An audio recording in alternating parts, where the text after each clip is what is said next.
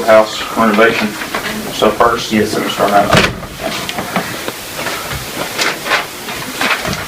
Well, so as you guys know, you got some estimates, get some guys in here, some construction guys to help work on the courthouse, hopefully get that done and opened up sooner rather than later. You got those estimates, gave those to me, and I drew up some contracts. I had given you kind of the preliminary drafts of what I had put together. Maybe it was more overkill than we need, but I thought that, you know, given some things that happened in the past, I thought we needed to cover our bases on some of those things. So I drew up a contract. I know you guys had made a few changes. Now, so here's what how I would proceed doing this. I've got copies of contracts or proposed contracts. I had a copy for each of that's on one of them. It's on the other. I think how you would want to do this is if you want to move forward with one of these estimates that were given for the work and the scope of work by these construction companies. I think you would do that. You would just approve the estimate as given for the work that you want done. In other words, if you want North Avenue Construction to work on the upstairs, you would make a motion, pass that, or to accept their bid, and in accordance with, or substantially in accordance with the contract that's been drawn up, and then give, you know, whoever you want to give authority to on that, to Jason or whoever, Daryl, Jeff, whoever wants to kind of take the point on that, to fine-tune any details in that contract. And the reason I say that, we don't want to specifically just approve this contract as it's written, and then we go to one of the construction guys and they say, no, I want to strike this line, I want to change this up a little bit, requiring us to come back and then have the county board approve those changes, if that makes sense. So in other words, you'd be approving their bid, their estimate to get the work done, and again, approving that the contract in substantially the same form, and give whoever you want the authority to make any minor changes to the contract going forward. So I think that's kind of how you would do that. I've got copies of those. I've got those originals, I think they're Jason, and your original. So that's kind of what you would be approving, and like I said, with and agreeing to enter into that contract in substantially that form that I provided. Look at that, make sure that if there's any changes we need to make, we can still do that even after we. Well, you know, all the commissioners that looked at the contract last week, and there was two items that we really focused in on and was trying to try to clean up for them. The first one was item 2. I think you all want to look at that, see how Josh has changed that up a little bit, to see if you feel like that will work for the contractors we talked to. Was that about the payment? Or? Yes. Yeah. Yeah, I'm okay with that. Yeah, just read how we've structured that, and if you feel like that there will work. And then the other one we changed was item 8 on insurance. So you all would lower it down. Yeah. And that was pretty much it, wasn't it? Yeah, there were some changes you wanted on the scope of work. Yes. Check those, make sure those look right. You all just look at those things, make sure it matches up with what we discussed. I think I put in a 5-week time frame. Yes. On that as well. And I've talked to both contractors. They really think they can get done in 4 weeks, but you know, you never know. Okay.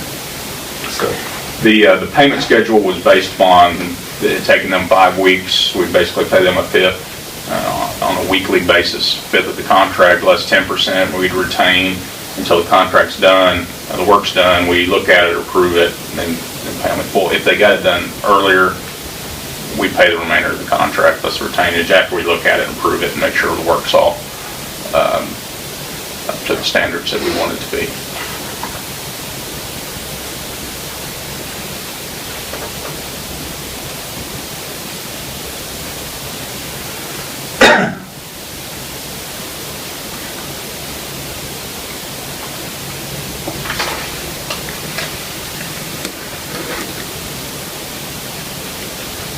First payment would be made after the first full week of work, so they're not working.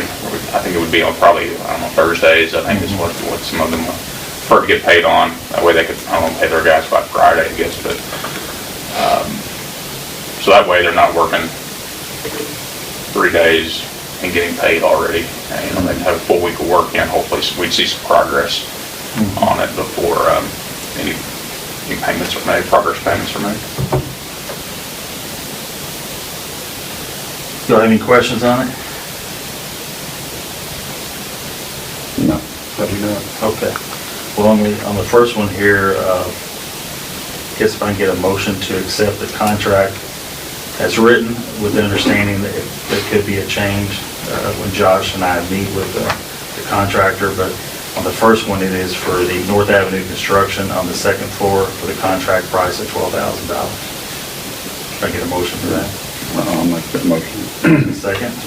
All right. I'll call row. Jason Farmer, yes. Gerald Childers? Yes. Jeff Berger? Yes. Okay. With the second contract, it is with Brian Gentry Construction. It is for the amount of $24,950. That is for the main floor. There was some considerable more work on the main floor to get done, and we feel like that was a fair price as well as the other one. If I can get a motion to accept the contract as written, with the understanding that if there is something to be changed, we will meet with Josh and get that done. All right, and a second. I'll call a roll. Jason Farmer, yes. Gerald Childers? Yes. Jeff Berger? Yes. All right, motion passed. I guess just to explain to the media out there what we felt like, the commissioners, I mean, we've made a lot of progress on the building over the last 2 years or year and a half, but we felt like we needed some additional help to get this process done. Tim Johnson has did a really good job. He's our maintenance gentleman. He's been working really hard, but to try to get us all in here in a time frame of hopefully mid-May or June, we felt like we needed some additional help, and since we have the money in the account to get that done, we felt like it was a good time to go ahead and get each office painted. Also update each office with new ceiling tile and lights, and we're going to go ahead and put new carpet throughout the courthouse in each office and in the courtrooms, and then also update the bathrooms with new dividers in the bathrooms and try to, get everything up to snuff. So hopefully that's why we've done this, and we feel like it's a reasonable price, and we're trying to spend the taxpayers' money wisely. So hopefully people understand that. All right. I would note a couple things on that contract. I would say the contractor sign those contracts. I don't know who's going to take the lead on that and contact the contractors. Is it? I can contact one if Gerald wants to contact the other one. Would that be fair, Gerald? Yeah. Contractor for what? Or contact them for what? Well, they need to sign the contract before any work begins. They need to sign the contract, there's a prevailing wage statement. This is obviously a public work for a public contract. They have to pay their workers prevailing wage. There's a notice of that in there. They would need to sign that as well. And also, anytime before any payments are made to either of the contractors, they need to sign a partial waiver of lien. I've included that in the packet there. They need to sign that before any money is turned over to the contractors. And before a final payment is made, they need to sign the final lien release or waiver of lien. Do we give that in 1/5? But they sign off 1/5 at a time? Is that what they do basically? Well, basically, I mean, that partial waiver of lien is the exact waiver that we used on the other portions of the building, construction on the other portions of the building. So before any payments are made, we need to have those signed. It's not as imperative since we're purchasing all the materials and they're just providing the labor, but still you don't want to have somebody come back and try to, well, I didn't get paid, so I'm going to put a lien on funds or county property. if they can do that. So those need to be signed before before any checks are Do we, paid to the contractor. do they have those over there? Is that something that you need to draw up for What's that though? the liens? They are attached there. They should be attached, the very back 2 pages. The back one should be the final waiver lien, and the next one, so we can just make copies of those, as many as you need. Gotcha. Have them sign that, and should be notarized, and then they get a check. So that all needs to be signed before any work. The contract and prevailing wage notice needs to be signed before any work begins. Sounds good. All right? Anything else on that? Now, we want to discuss, I think we need to. I think Sheriff Kaler needs to be involved in that discussion as well. Sheriff, you got time to set up. Tell you what. You're up in it. No, he's under the bid amount. He's under the amount. Is that what your question was? Yeah. He's under the amount. It's 25. Well, it's 20. It was 25. Okay. Do you want to start, or you want me to say something? Yeah, go ahead. Go ahead. Okay, I know we've had a lot of people, at the courthouse, or people asking questions about, is the courthouse going to stay open, or what's going on with the virus going on right now with the state of Illinois. And I know there's been some communications last night with some people, and I just wanted to, make a statement this morning, just looking at some stuff. But currently, as of this morning, there was 93 cases in the state of Illinois. I believe 12 counties have been affected in the state of Illinois as of this morning. The closest counties to Massac, it was Cumberland and St. Clair County and Clinton County. So, that's in central Illinois, or maybe St. Clair would be the closest. I'm not aware of any of the courthouses in our county as of this morning that is closed or anything. I do understand that maybe today or later on this week, there could be some reduction in loads of court cases or court system, and we're going to have some meetings maybe later on today about that. But I just wanted to make sure that the people in the county knew that we're all working together. I know Sheriff Taylor has been in contact with people, as of last week. He's talked to people in his circle, following emails and communication. I know Jeff Brewer being on the school board member as well. He's in communications with the superintendent of the schools, and I know Haley with the county clerk's office. She's been in contact with the Illinois Election Authority, trying to make sure everything's set up tomorrow with the election and meeting all the rules with the virus and stuff, making sure she has all the sanitation and cleaning supplies for everybody coming through there. And I know Josh and the state's attorney and the judge Withick has been working together about the court system. But I've been in communication as of Friday, and then even this morning with Mayor Billy Daniels, the city metropolis, and the hospital CEO, Rick Goins. And as of this morning, I talked to the mayor. I mean, it's, it's business as usual at their office. They are taking precautions just like we are at the courthouse with cleaning and trying to use the social distance. So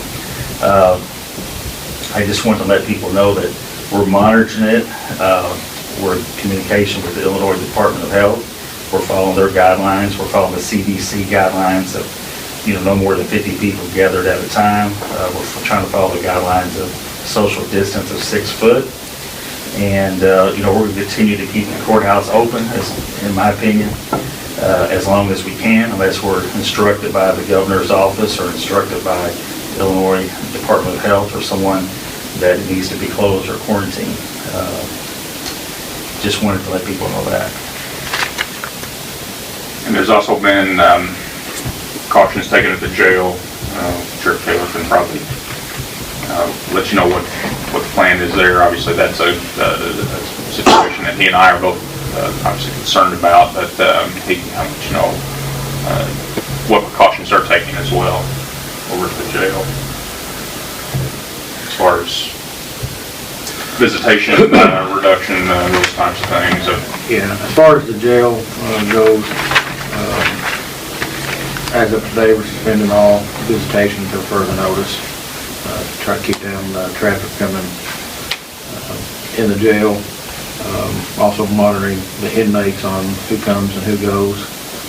We don't want somebody from long distance coming into the jail. Again, it's situation's going to dictate, what's going on.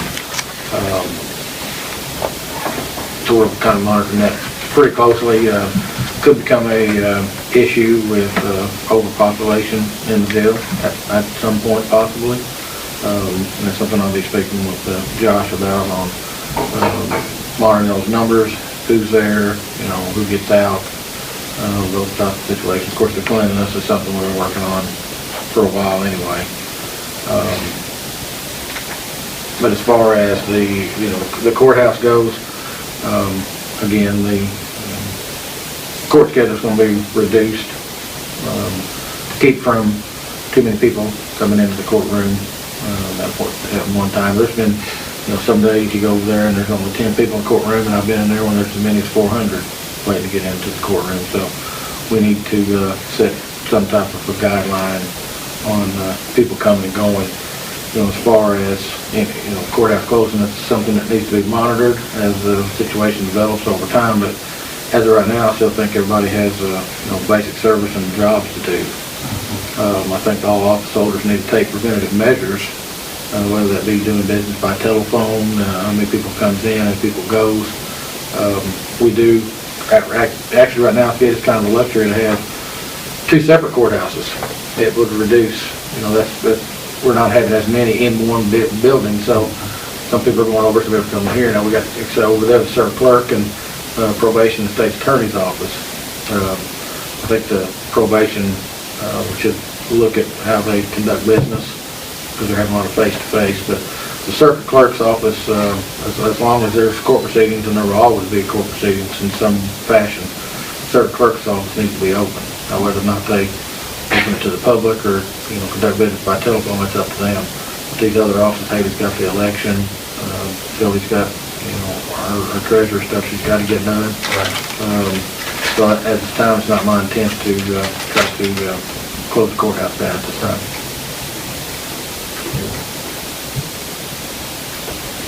And as far as the court system goes, that's a discussion, obviously Judge Wittig needs to be involved in as our resident circuit judge.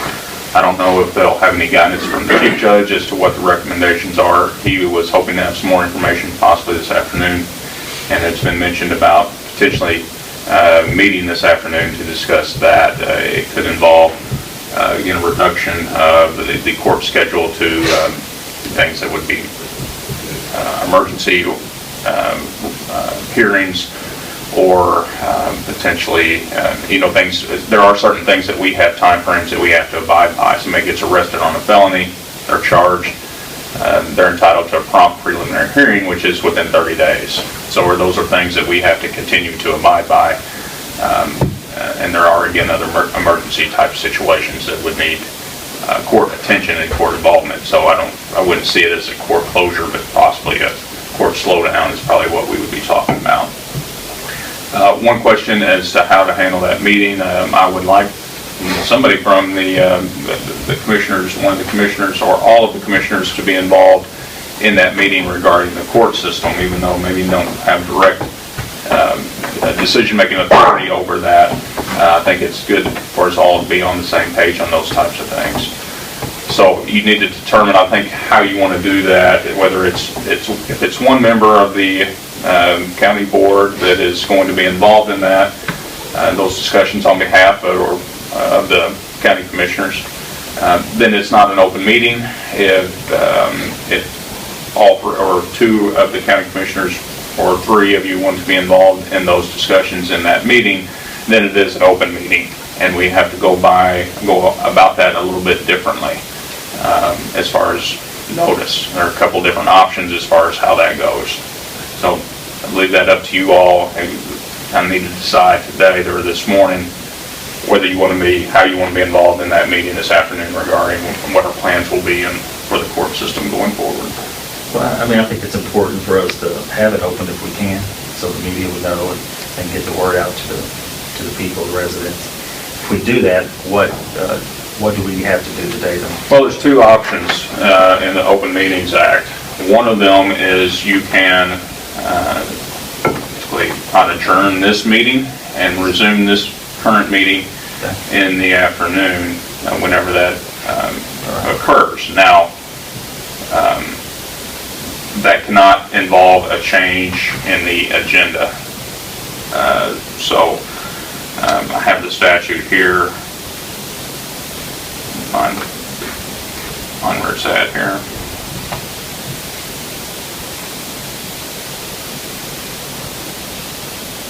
So the requirement of public notice of a reconvened meeting, which is kind of what we're talking about here, is reconvening the meeting, does not apply to any case where the meeting was open to the public, which this one is, and it is to be reconvened within 24 hours, which this would be.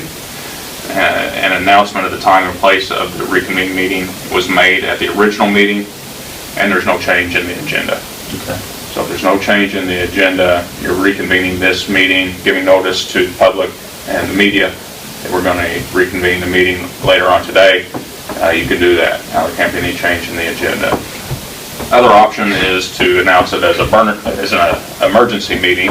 Obviously, it has to be a bona fide emergency. You just can't call a meeting an emergency meeting to avoid the requirements of the Open Meetings Act. I think this would be an emergency situation where it's something that we need to be taking action on the court system sooner rather than later. So you could announce that as an emergency meeting. If it says notice of an emergency meeting shall be given as soon as practical, but in any event prior to the holding of such meeting, to any news medium which has filed an annual request for notice under subsection B of the Open Meetings Act. So you can declare it to be an emergency meeting and go about it that way and give as much notice as you can. So I think do it one of two ways. if we find out from court, Judge Whittaker soon about what his schedule will allow, we could, adjourn and set that time. If not, we'll just have to make an emergency meeting if we don't know yet what time, and just go from there. I think 3 o'clock is the earliest. I think at the earliest, Okay. yeah. Why don't we call it 4 o'clock, that way we say. Yeah, would y'all want to call it, say 3:30? Could you do that? 3:30, so we'll just say We can 3:30. get started, and if he's running behind, then we Yeah. can. So we'll just adjourn, later on at this meeting, we'll adjourn and just say we're going to meet again at 3:30 at the annex. That'd be all right with you? Adjourn or recess? Huh? Adjourn or recess if we're talking about. Well, you would reconvene, I think is the word used in Yeah. the statute, to reconvene the meeting. You wouldn't adjourn this meeting, but you would reconvene this meeting at 3:30. Again, there can't be a change in the agenda. This is not an issue that is currently on the agenda. Now, it would not necessarily be any action taken by the county board itself. It would be more action taken by the judiciary. But again, I think you all need to be involved in those discussions so we're all on the same page. So I don't think technically it has to be on the county board's agenda. You can discuss things that are not on the agenda. So it would be a discussion of that, but you wouldn't be taking any formal action. If you think the county board would be taking any formal action, I would recommend you do it as an emergency meeting and put it on an agenda and give as much notice as possible to that. That's how I would recommend you should do it. We'll say whatever is decided after the meeting today for, I guess temporary changes in the way daily business is conducted at the court and the sheriff's office. I will do a press release on our website. Say right now, on the average day, can reach 8,000 people. So it does have to travel pretty far. Yes, it Was was. that something I'm trying to get out there myself too? Okay. I think that's a good plan as of now, 3:30 this afternoon. Okay. We can, again, reconvene the And you would not adjourn this meeting, then when you get finished, you would just announce and media to the public, you're going to reconvene this meeting at 3:30 Okay. and at the annex. Okay. Sounds good. Any questions? No, sir. Okay, Thank you. all right. Thank you. Thank you. Joe, you got time? Yes, sir.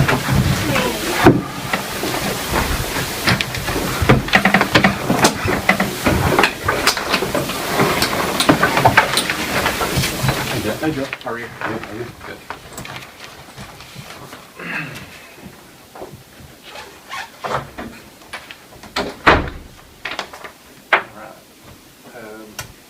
I just have two different resolutions that I want to present and have passed on accepting oil prices for this year. We had a bid opening last Wednesday, and the reason why I have two resolutions is one of the resolutions includes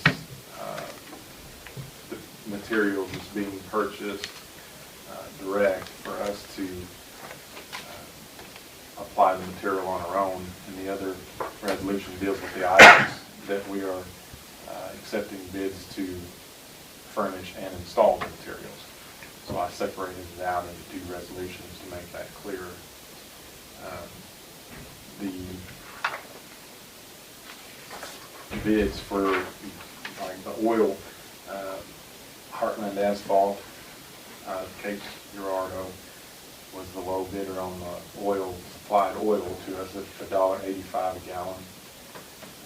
For the normal grade that we use for the roads in doing our maintenance program, we use a different grade of oil usually in our patching machine. We usually only buy one load of that each year, and that was $1.87.5, 1.875.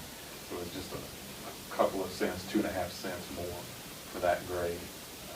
But Heartland didn't bid on that one. Marathon bid on it though, so this resolution includes both of those groups, those different types of asphalt. Heartland one, the major one, and Marathon one, the secondary one. How were those compared to last year? I knew you'd ask me something on it. I'm not prepared to answer. I think it was around $1.79 last year, or somewhere around that. So it was about 6 to 7 cents more a gallon this year than it was last year. So it actually went down last year, correct? Yes. It went from the previous year. Yeah. So it went down quite a bit last year, and then went Just back. thinking we had about another 3 or 4 months to get this bid in, how cheap it could possibly go the way that the oil prices are. It could. Doggone it, or it could go up, who knows? Yeah, the market on this stuff is Yeah. beyond my It's volatile. understanding because this doesn't directly relate to crude oil. I mean, it is made from crude oil, but it's a different refining process, and it's kind of a byproduct, and it all depends on the futures and how many contracts they've got and how much quantity they've got out, and so on and so forth. So there's no telling what it would do. I mean, it is what it is. I mean, I'm pretty happy with these prices. I mean, I can't imagine it getting a significant amount cheaper than this, but it possibly could.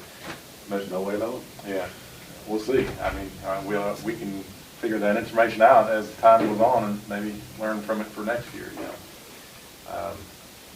The groups that the applied oil and the applied CA16, that's CA16 is the chips, the oil. The oil was $2.08 a gallon applied, and the chips were $26.44 a ton applied. As you see, between the $1.85 and $2.08, it's at 23 cents. It's not a tremendous amount different between just on our own and applied. So the oil is not, I mean, it is more money, but it's, that's the difference in having a contractor do it. The big difference would be the applied chips, we can buy chips for $8.95 a ton. Of course, they supply them and put them down for $26.44, so that's quite a bit more tons.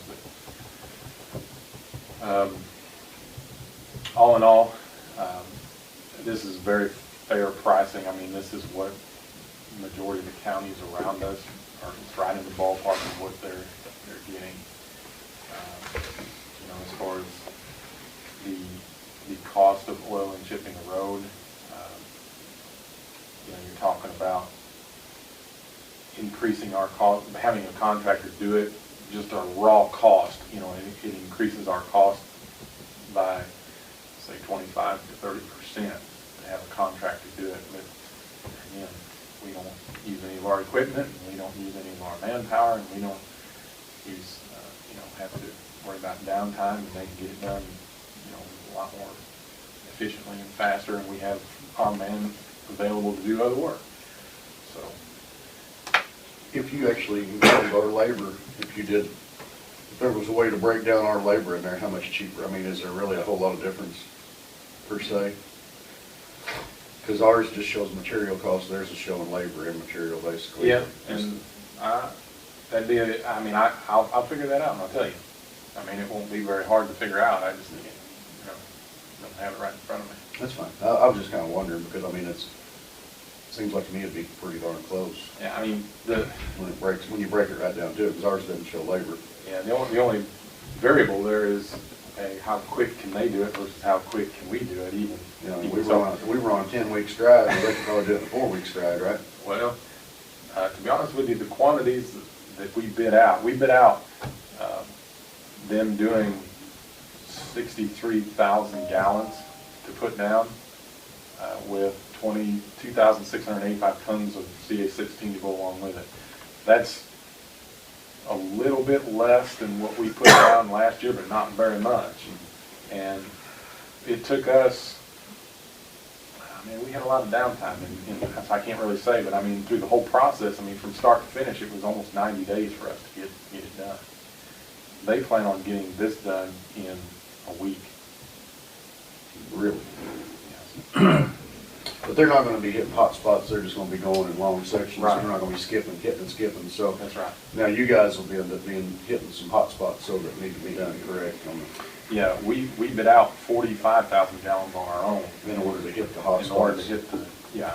And y'all are going to just turn them loose on some roads that are in desperate need that have gotten it the least amount in the past, I'm guessing. I mean, you don't have to answer that now, but I know you probably don't exactly know all the Well, routes, but. yeah, I had to come up with Did a you? plan because it depends on the contractor's bid as to where it's at in the county. I mean, mobilization and traveling and everything else. I mean, I picked roads that were more highly traveled roads, you know, such as Unity School Road and, you know, some of Joplin Bypass. And What some about of Tires Church Road, was that in on? I think I included it up to Pell, but I'll have to. Because I know it's a heavily traveled road, it's a. Yeah, Main and, line between- you know, I picked a lot of roads, you know, closer to a centralized area too. I mean, I did kind of spread it out a little bit between east, west, and central part of the county, but the majority of it is centered around the central part of the county. How many miles will that cover for what they're gonna do? It's about 19 miles. Out of how many miles of paved roads do we have? 300 and Oil and chip roads, we have around 200 miles. 200 miles? So it's right around 10%. So in order to do that and have all of our roads done, it'd take us 10 years to hit them all if we were doing that. And within 10 years, we'd lose our roads if we didn't. Pretty much. I mean, we'd lose a few, and we don't want to do that, so. That's why I'm not sure how this is gonna work out. Yeah, that's just, I'm just trying to do that math in my head, just seeing how quick it would take us to do, because I know you need to hit the hot spots and. Actually, the 19 miles includes the amount that we bid out too. So the part that they're doing may be about, 15 or something, and then we had the rest. Okay, got it.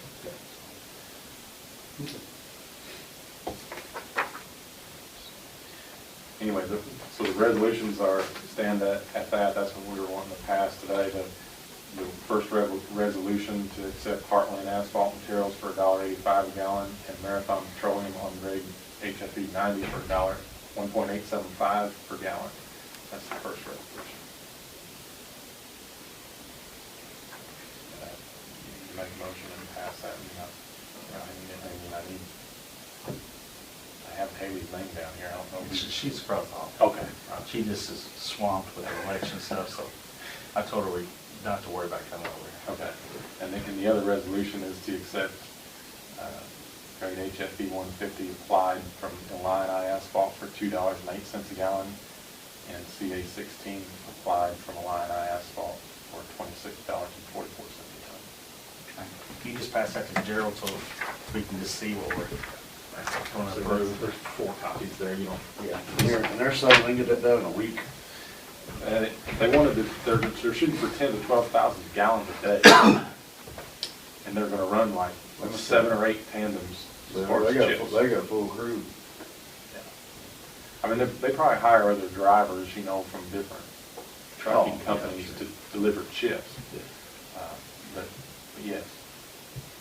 Yeah, I mean, as far as as long as they can get people to deliver the oil and they got a distributor to shoot it, and they got several guys that That's the work. lifeline of the job, is getting the chips there, because if you don't have chips, you run out of work. The So, chips is the key to it all. Chips is the They key can to put it. oil down as fast as you can bring Oh, it. that oil shoots out just really fast. The chips take a while. My truck had been involved in hauling the chips.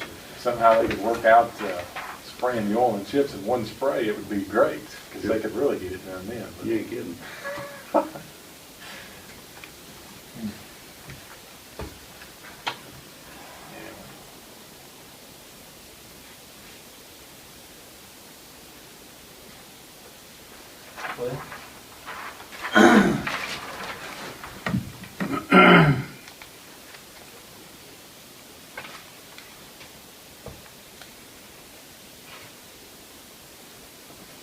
So there's nothing we have to sign this, okay? No, you just have to We'll make a motion make here. a motion and vote on it, and then I'll get Haley to authorize it or whatever, so I got everything right here. verify. All right, the first one here, let me get a motion to pass a resolution for Illini Asphalt Corporation for $2.08 a gallon. And I guess Illini Asphalt Corporation for $26.44 a ton on CA 16 applied. I'll make that motion. All right, I'll get a second. So, All right, I'll call roll. Jason Farmer, yes. Chad Childers, Yes. Jed Bruder. yes. All right. The resolution passed. Let's see here. The next resolution is for general maintenance of Heartland asphalt material for $1.85 a gallon. And also for the grade HFE 90 asphalt Marathon Petroleum Corporation $1.87 a gallon, is that right? I get a motion to pass this resolution. I'll make it. And, all right, I'll call roll. Jason Farmer, yes. Gerald Childers? Yes. Jed Bruder? Yes. All right. I think it's all of them here. All right. There's that one. Kind of got mixed up a little, passed around, so just make sure you got it. That's fine. That should be every one of them. Is that all you got today? I think that's all we have on the agenda, so that's all we need really. Yeah, Okay. that is it. Thank you, Joe. Thank you. Joe, I have a question. Yes, sir. I thought we needed to try that, but I was really, our problem with the mowers and getting this work done is 2 men, is that correct? We have 2 men, over 2 men short. As far as on, Well, you know, the crew of 10, yeah. Yeah, well, we have to take men from the regular workforce and get them to mow. Or if we had 2 other men, we could hire part-time to do the mowing. Yes, Is that correct? that's correct. Okay. I'm actually in favor of hiring 2 more if we've got the money. And we'll spend the money over what we can do as far as hire those other 2 men probably. You see what I mean? As far as the extra money on the oil and chipping? Yeah, versus us doing it ourselves. I don't mean this year, but, in the future, why? Well, yeah, and that's point well taken. I don't think that we would be spending an extra $100,000 or $120,000 go on this. I mean, we're talking about spending an extra, you know, I'll have to figure it out, 20,000 maybe a year. Okay, Or, you know, maybe not even that much yeah. by doing that. And I mean, I would love to hire 2 more, but I mean, that's why I've been trying to work out the budget for the last several years. That's why we didn't rehire when the 2 retired a couple years ago, just because in order to hire 2 more people, we'd be cutting way into our capabilities of buying materials. And over the last couple of years, we've put a lot of extra rock down in throughout the county on gravel roads, and we've did a little bit extra oil and chip. And if we go back to hiring 2 more people, we're going to basically cut the capabilities of us buying rock and oil and chip down so far that that's what we got before. We're just kind of shooting ourselves in the foot. We got men, but we don't have materials to do work or make a difference on what the roads look like. And I would like to tell you that this increase in the motor fuel tax has really helped us out, but it hasn't. I mean, we're up a little bit of money on the motor fuel tax money that we're getting each month, but they also took away 75% of some of our other programs, so we are up just a little bit, but you know, not to the tune of doubling what we were getting. I mean, we may be getting 25% more than what we were getting before. And I could give you exactly. I've been trying to do, you know, revenue studies on this, and as soon as we get more data, I could give you some hard examples of what we were getting and what we're getting now, and what the impact has been for us on the increased motor fuel tax. But it's not anywhere near as what the public perception may be. We're not getting double the amount of money, Yeah. which we should have. I mean, I think we should have, but that's not the way that the state of Illinois worked this whole thing. They tailored it in a way where they could take a whole bigger chunk of that pot, and it doesn't trickle down to us how you would think it would. So, yeah, I'm all for trying to hire a couple more people too, but I just don't think we could afford it and really do good for the county, and that's one of the reasons why I haven't. But you know, every year we're going to keep reassessing our budget to see, you know, if we think we can. I mean, hiring, you know, each person that we hire, as we've discussed this before, and you hit the number on the head there. I mean, it costs us about $60,000 or so in money per man because of all the benefits and everything that they get. Right. But then hiring temps on top of that will cost us, you know, another $15,000 to $16,000 per temp, because they're allowed to get 600 hours a year and so on and so forth. But so if you're talking about $120,000 for 2 permanent employees plus multiples of 16,000 for how many temps? I mean, that's way getting over our head as far as payroll costs.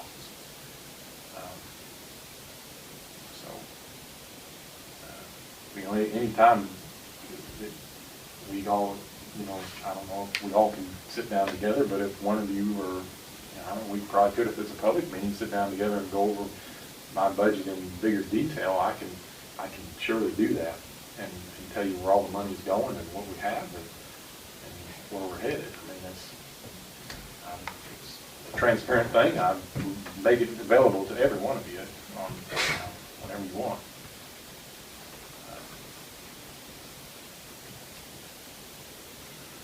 I didn't think it would be that. I thought the price on having a line I do that work would be more than like 20,000 extra of what it would cost us, you know. Like the oil alone is 23 cents a gallon more, and we're bidding out 63,000 gallons. That's only $14,000. And the rock, you know, you're talking about 2,600 tons, and let's see, talking about $18 difference times 2,600. That's a little bit more difference, that's 46,800, but the $18 difference doesn't count as far as our cost to actually go truck it. Right. You know, so when you talk about our trucking cost involved in that number, it goes way down, so. They're not gonna use our facility for anything, you know, have semi on the job and run and get the oil or.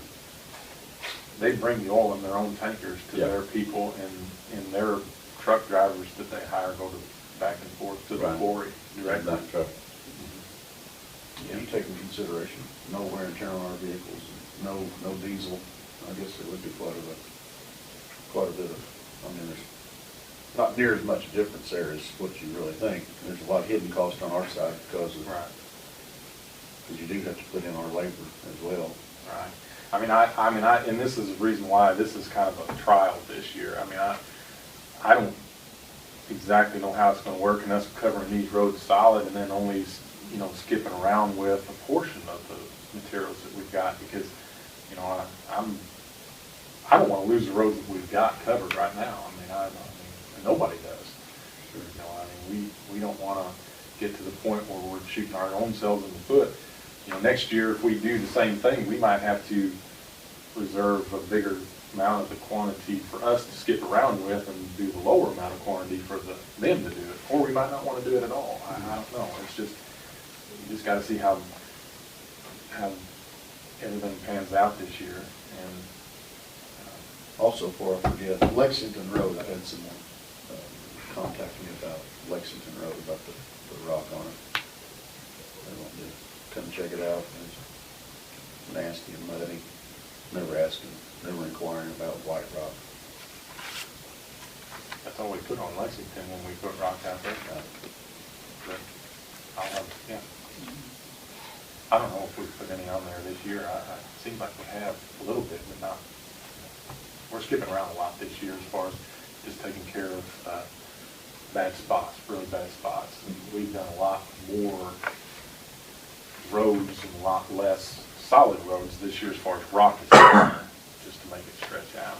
But, yep, we will definitely go look at that one.